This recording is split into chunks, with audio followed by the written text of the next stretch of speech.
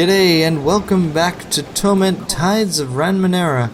It's time to go chat with Snarf. Last time round we convinced a robot not to commit suicide in order to have children. At least not yet. He wants kids and it looks like suicide is literally the only way because robots are weird.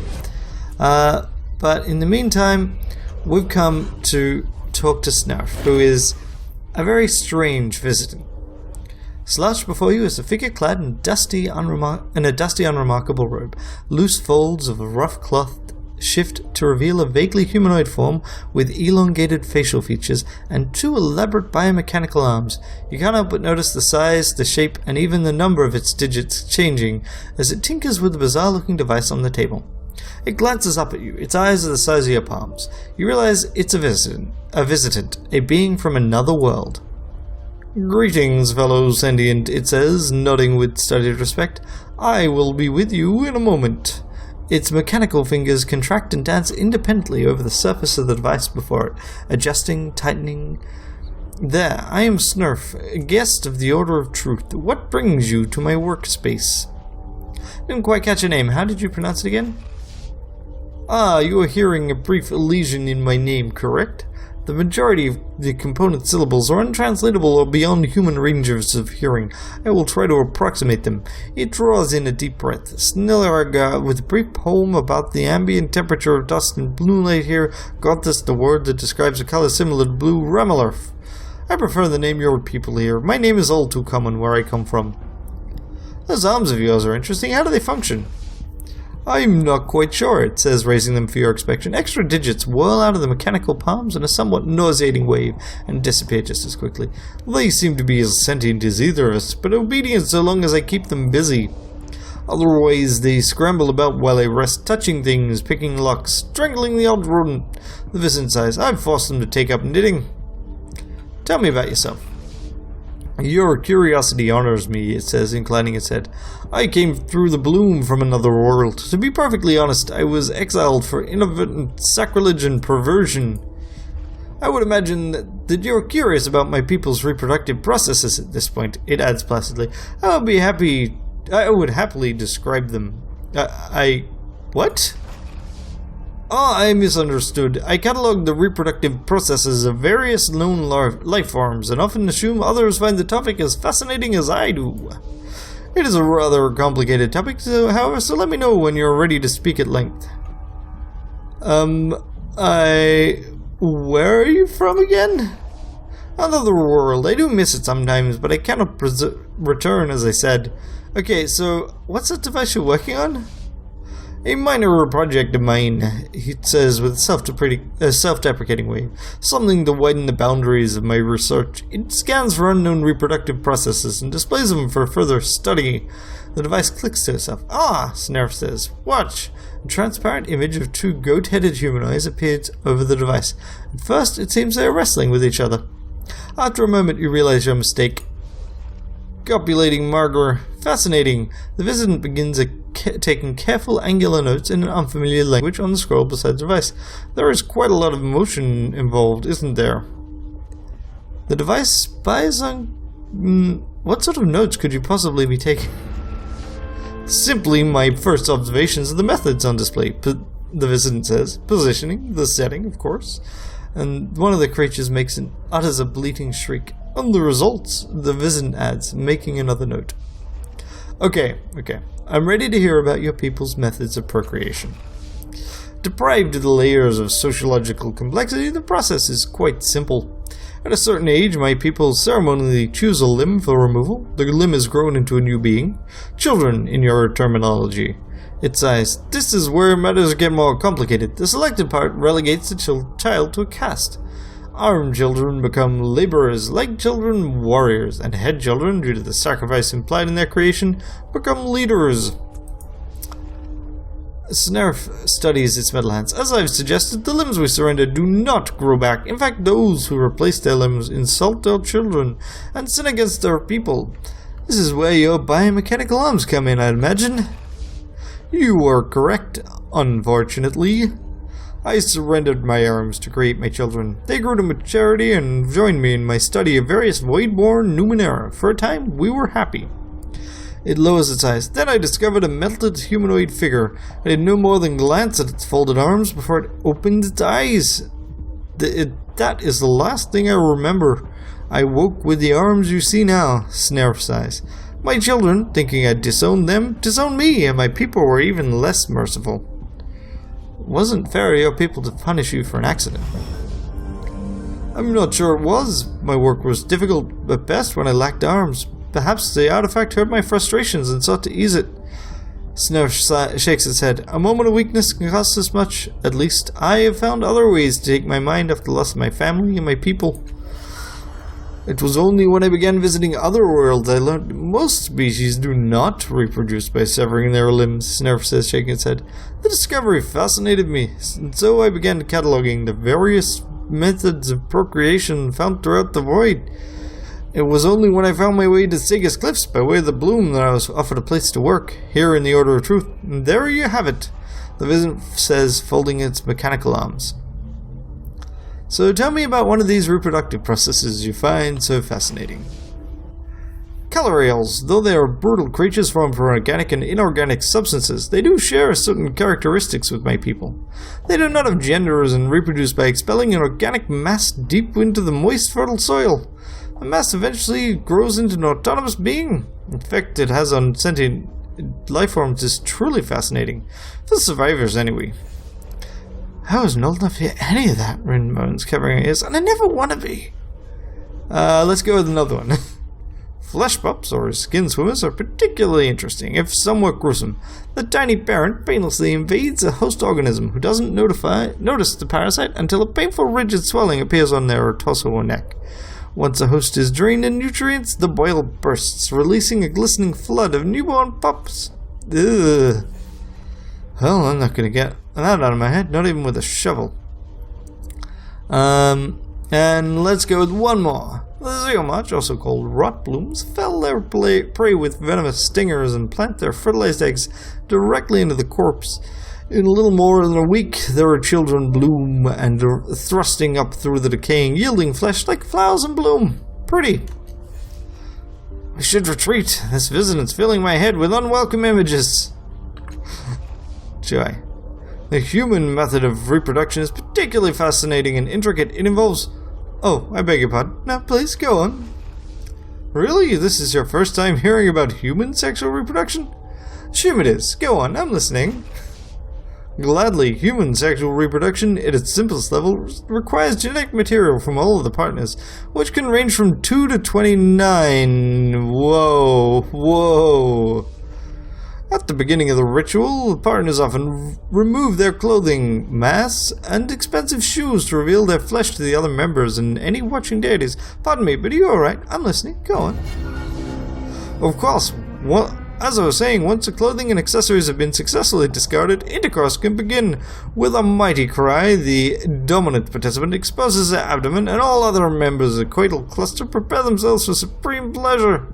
The Viscent frowns. I have inadequate information on the next portion, but I am told that penetration occurs. My subjects were somewhat vague on what was penetrating what. At any rate, once all the partners are satisfied, they conclude the sex act with a firm handshake. Between the two of us, I believe that most of that information was fabricated as a joke at my expense. Fortunately, I have been invited to observe a human mating ritual next week. I look forward to adjusting my data. I wonder if I am expected to wear expensive shoes as well. I shall make a note to ask. What else would you like to know? I think that probably is the peak. That was great. And terrible. Okay, cool. Fine. So Snarf is a pretty cool alien to talk to. So the pub. That was the plan. Pub. Because, as I said, I can think of basically one other quest. Unfortunately, the pub is as far away as you can get. So we'll pop through the caravanserai.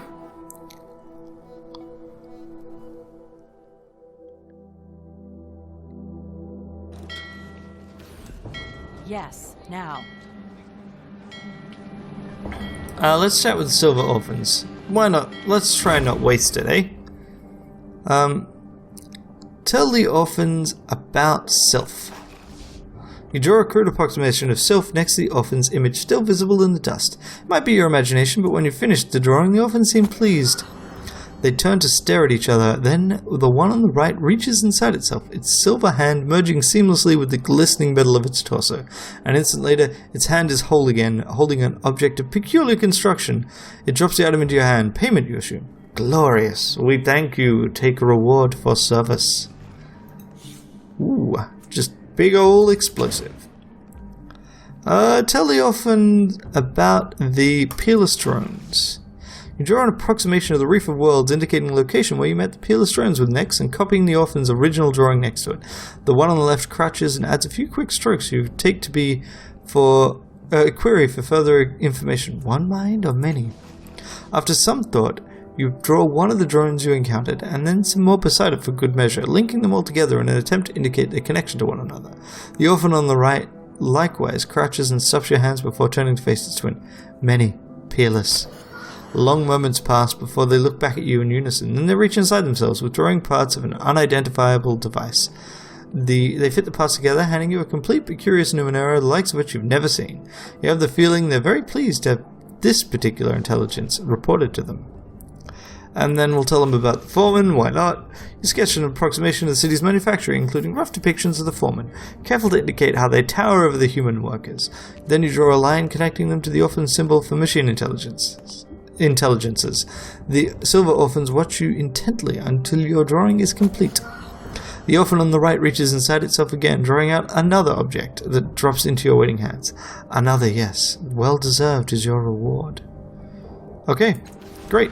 So that was cool. A neat way of getting yet more bits.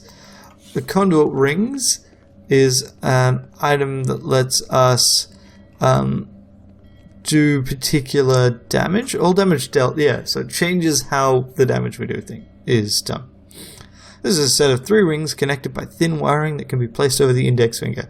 The metal is cool to the touch, but the wiring pulses with weird energies. Once activated, the 3 rings together act as a powerful conduit, siphoning different types of otherworldly power into your strikes.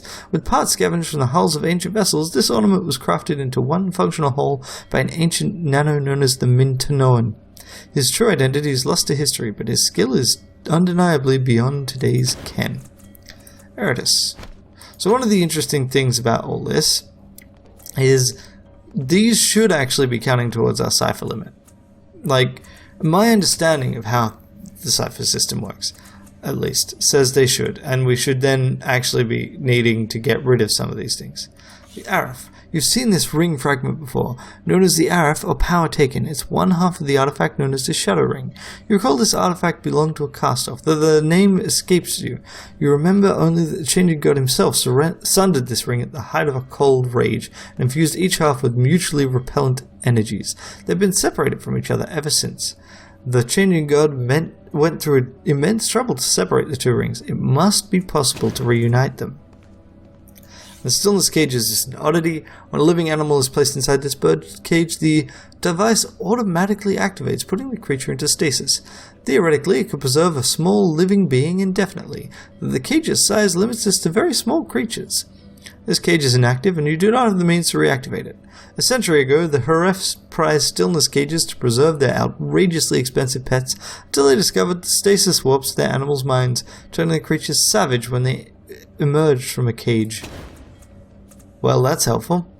Cool. Alright, so I've been thinking. let's get out of here. Ailments? What's this? Fever? Yeah, no, let's get out of Sweating? here. Fever sweating? Oh, I didn't say I kept thinking. The thinking passed quite quickly, really. Okay, great. I don't care. To the pub. There's a interesting thing in the pub to deal with. The malaise, in fact. And we've got about 15 minutes, and we can see if I can do it without going into a crisis. Leave the generator alone. We've already dealt with that before. Okay. Great. So pub, and then I'm gonna do two last things actually. New reflections. Yep. Sure. Okay. So this person is a recruiter. This guy's really cool to talk to if you just want to learn more about the world, right? I'm not going to do that yet. I don't know why we appear to have some blur effect on us at the moment. And these people are pretty cool to talk to, but first what I'm going to do is talk to Feriok. Hey, how's it going? The bartender is a tall, powerfully built man with nut brown skin and a bushy beard. He radiates strength and confidence. He moves with speed when necessary and remains almost motionless the rest of the time, like a predator waiting to leap. Yet even when he prepares a drink, he doesn't touch a thing. His brow furrows slightly and the bottles and glasses lift by themselves. When he sees you, he smiles broadly. Welcome to the Fifth Eye, friend. I'm Feriok. Feriok's mind is a careful blank. You can't read anything from him. I'd like a drink. You're in for a treat, friend. A real treat, assuming you call the possibility of a toxic reaction a treat, of course. He points at the various pipes on the wall. We've positively identified some of these as safe. Smaller subset here is inebriants or hallucinogens. Got a few that are, well, chancy, as in sometimes they kill people. Cost for a safe drink, 3 shins. Experimental ones, those are 10. Let's talk about the chancy drinks, eh?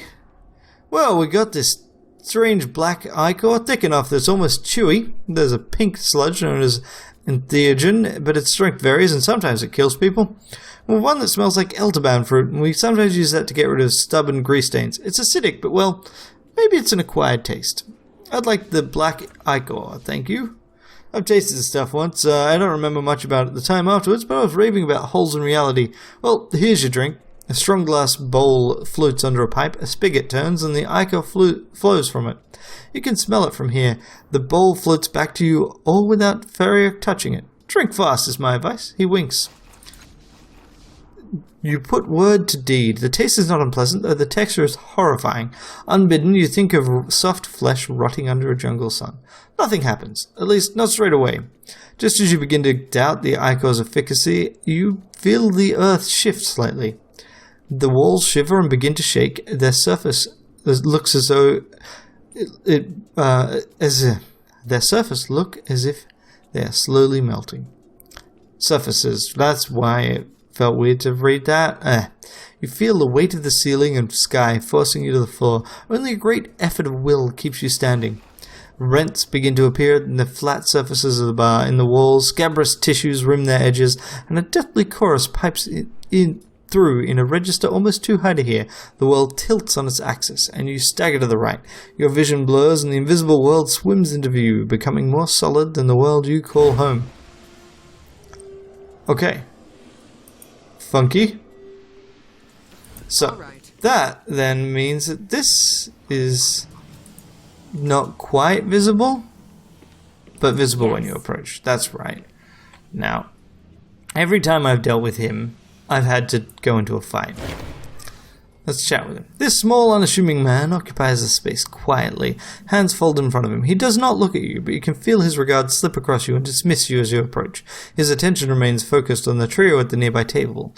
Everything about him is nondescript, from his light brown skin to his drab clothing, but something about him gives you pause, as if you were approaching the throbbing core of a fallen vessel. When at last he turns his attention on you, you feel his regard settle like a soft blanket, made of metal. It's almost oppressive. Malaise, he says, that is who I am. His voice sounds distorted, strangely out of sync, as if he were calling to you from a distance. You can't read his thought any more than you can read the thoughts of the tables in the bar. Did you know your name means sickness? Sickness, rather.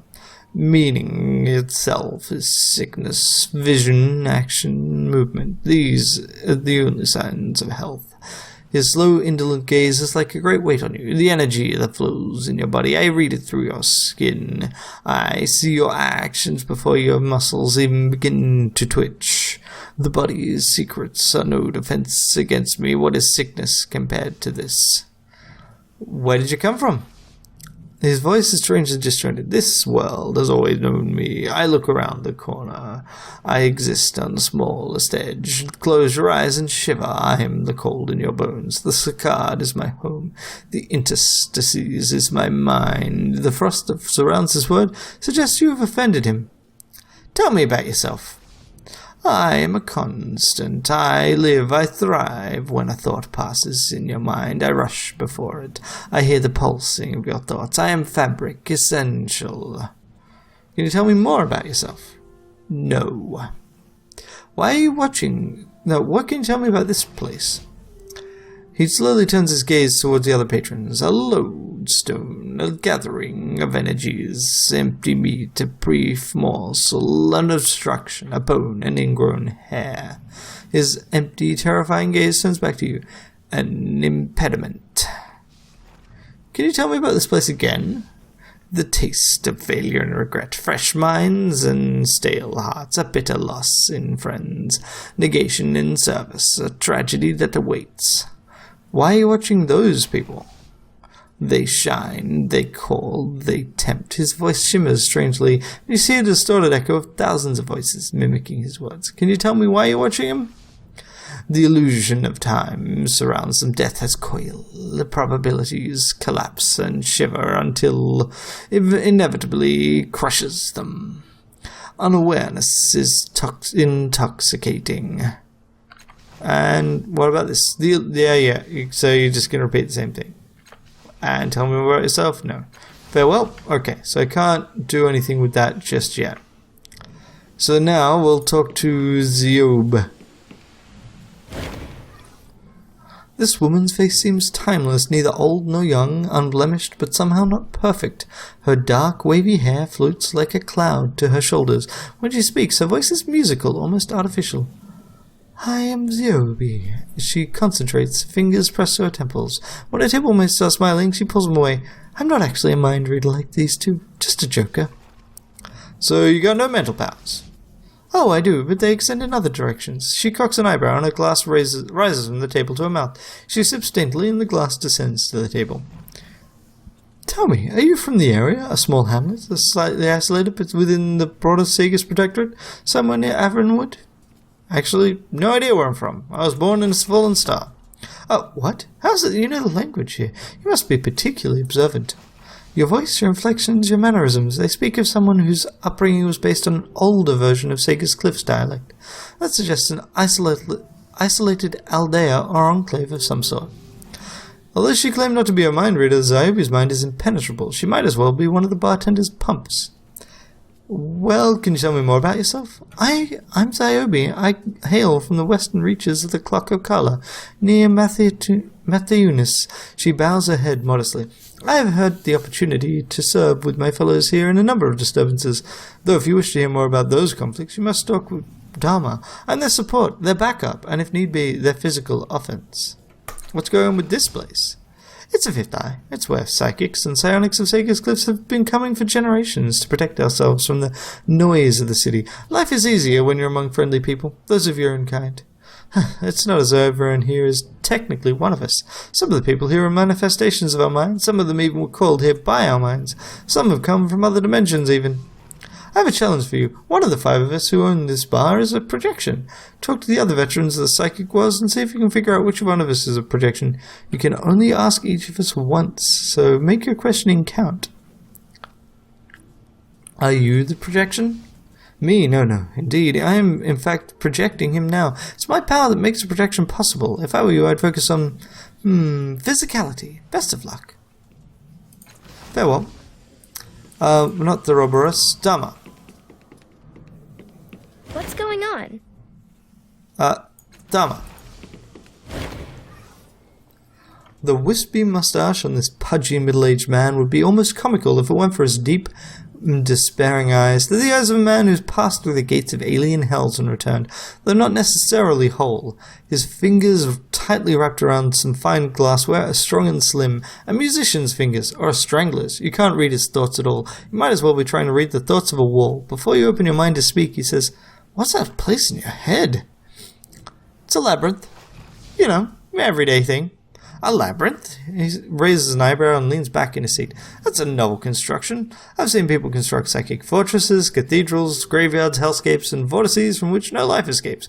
All dramatic places, all powerful and forbidden, but a labyrinth? Well, that's a whole different construction. That speaks of cunning and guile. Mind if I take a quick look? It seems a strange thing to carry and not know anything about. His voice is polished and clean, friendly but intent. Go ahead. My thanks. It's not often that's not often the wisest choice to let strangers enter your mind. I'll not do any harm, might help even. He smiles to take the sting out of his words. Ready? He breathes in, and suddenly you feel you are remote tucked inside a gigantic prism, with eyes peering at you from all around. You're held tightly in an enormous fist. You're a flimsy piece of glass held to the light. It's not utterly terrifying. His words come to you as if from a distance. A shared space, such depths, such twists, it builds itself around your experiences and those who share it with you. Shared spaces are occasionally dangerous, so I sharpen part of your mind. His voice draws closer and the pressure eases. I didn't probe deeply. This would be an excellent battleground. If you lured a foe to you, you could trap it within your mind and you could destroy it. Oh, introductions, yes. Boom, +1 intellect pool, 15. Nice. I'm Dharma of the Bloom. He puts his glass down and shakes your hand. He pinches the bridge of his nose, and his eyes tightly shut, and you feel a gentle and powerful presence surround your consciousness. I got a request for you. Might seem strange, but we've got an interesting topography to your mind. You might be able to help us. Fifth Eye is home to some psychic veterans. We fought an incursion of nightmares, I suppose. Nightmares slithering to cities' shared dream space, eating minds, leaving husks behind. We called them adversaries. We burned them out and cauterized the wounds through which they infected our reality. But I can't shake the nagging feeling one of them survived and waits to strike. I just trust my intuition. Now it's telling me to ask for help. I'd be happy to help. That. What do you want me to do? My thanks. I feel the adversary. I know it's here. It's watching us. But it's hiding its presence. I fear it'll strike when our guard's down. It might well be in the Fifth Eye even now. He shrugs helplessly. Sadly, our Fifth Eye's blind. He jerks his thumb at the bartender. Might be our foes blinded us, but it might not have shielded itself from you. Look for it and tell me if you find anything unusual. I think I may have a lead on that. See that man over there, Malaise? He's watching you. The blood drains from his face. What? Right there? I see nothing. I feel nothing. He grasps your mind with his. Not gently, and he echoes in your skull. Anything there is hidden to me. Can you sense anything? Let me see.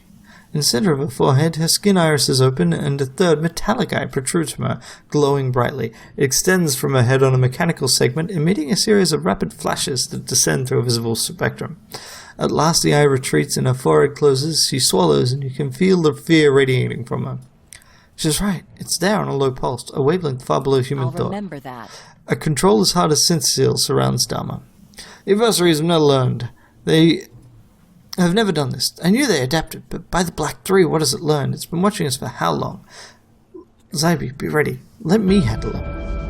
Alone? I can't recommend that. I can't recommend that at all. You don't know how powerful they are. You don't know what they can do. The adversaries play a game with their prey, but the stakes are unimaginable. It will destroy you. Please, let us help. Nope, leave it to me. Remember that. If you change your mind before you begin, please let us know. Okay. Again, I've never done it this way. I've normally had to help. You draw close to me, but yet you do not yet know the words of desire. I'm told you play a game with your prey adversary. Tell me, how does it work? His smile is dead, an imitation of cheer. You know my purpose. You ask for truth. You would know it. It is a clarification, an education, a strength and will combined, an epiphany, and a revelation of power and vision, a guarantee of life, wisdom. His eyes are lambent, full of a strange vitriol. Let me tell me you wish to play, and we will take your measure. We will find your suitability. The stakes are low. It is a test, nothing more. I want to play your game, adversary. He turns towards you, his lambent gaze stripping away your ego. You speak my name. You wish to play. He expands somehow. Let us begin. Darkness falls around you. Our minds must come into accord. When we achieve concord, when agreement is settled, I shall bring you into my union, and your individuality will no longer trouble you. And on that note, we will leave this for next time.